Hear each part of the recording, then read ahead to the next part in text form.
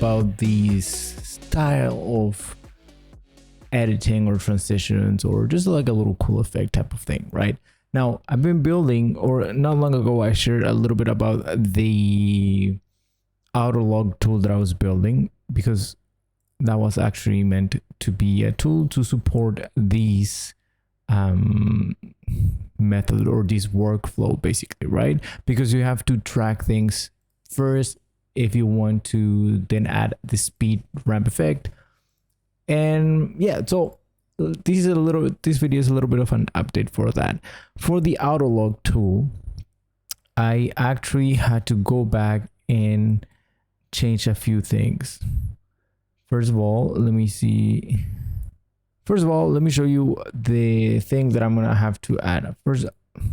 So what ended up happening was that using the normal tracker only for the autolog tool in this workflow was not really working quite as I wanted it. The tracker was missing pieces, or keyframes were jumping around at some points, and it was just becoming a little bit difficult to work around that, because it just adds more friction to the process. So I decided that I wanted to add a second tracker, or a planar tracker, to the autolog tool. That way you have two options to track, because for the actual tracking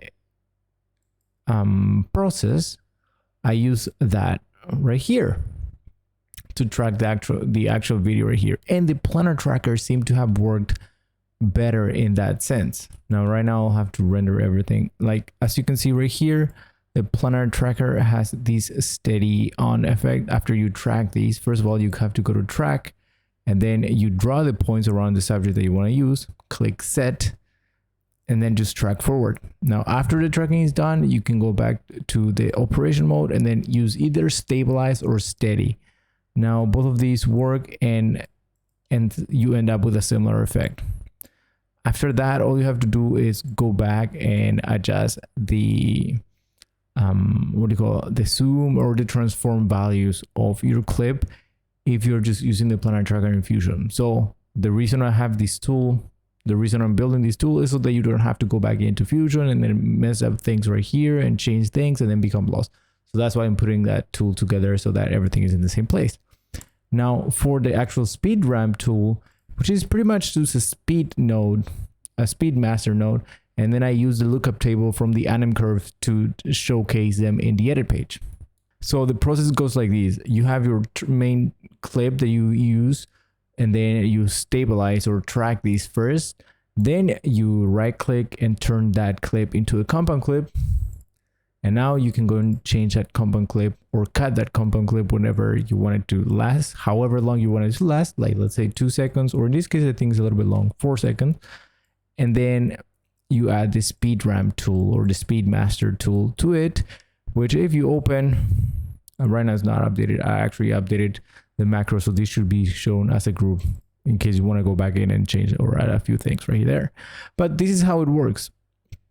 All you have to do is adjust the curves right here. If you're in the edit page, you can do that right here.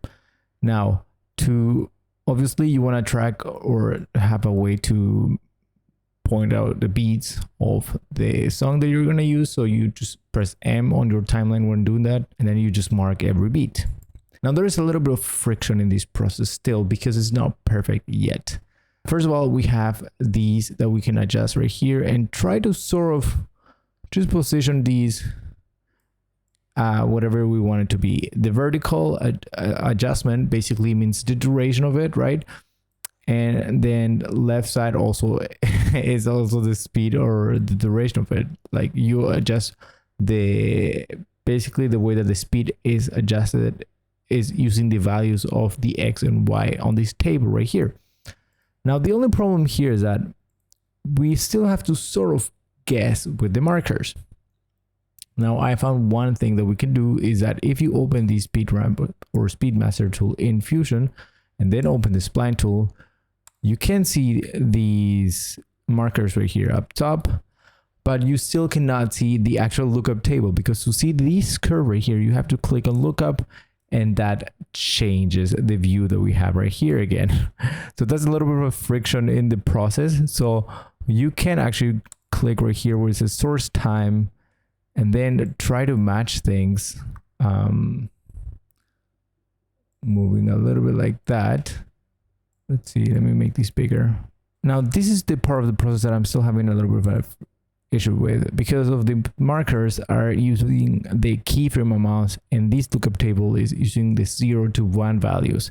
Now I'm not sure if there's a way to open both at the same time here in this spline tool so that we can see the markers as well in the 0 to 1 value.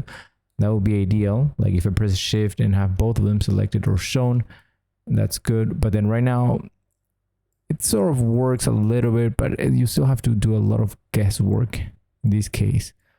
Oops.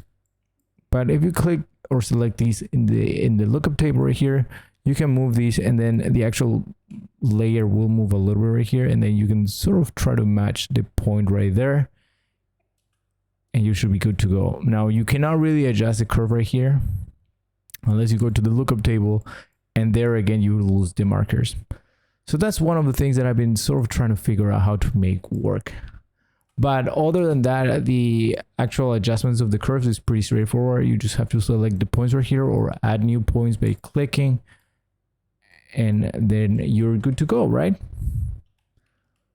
So yeah, that's a little bit of an update of the process of sort of like the development of this little speed ramp tool that I'm trying to build, so that the speed ramping process is a lot easier in DaVinci Resolve. Because to be honest, I do not like these, what do you call these? Let me add a keyframe.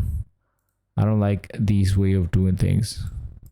I don't like using this curve right here for the speed ramp. I don't know. It becomes clunky if the speed goes a little bit too high, because you lose the actual curve and you cannot really see, and you still have to guess a little bit.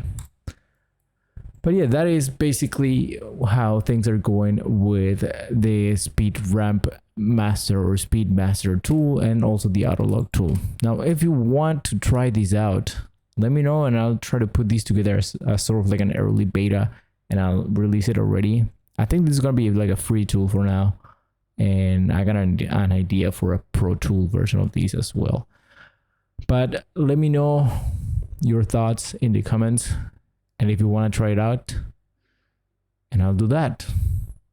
That is it for this video. I'll see you in the next one here in SUALVI. Bye.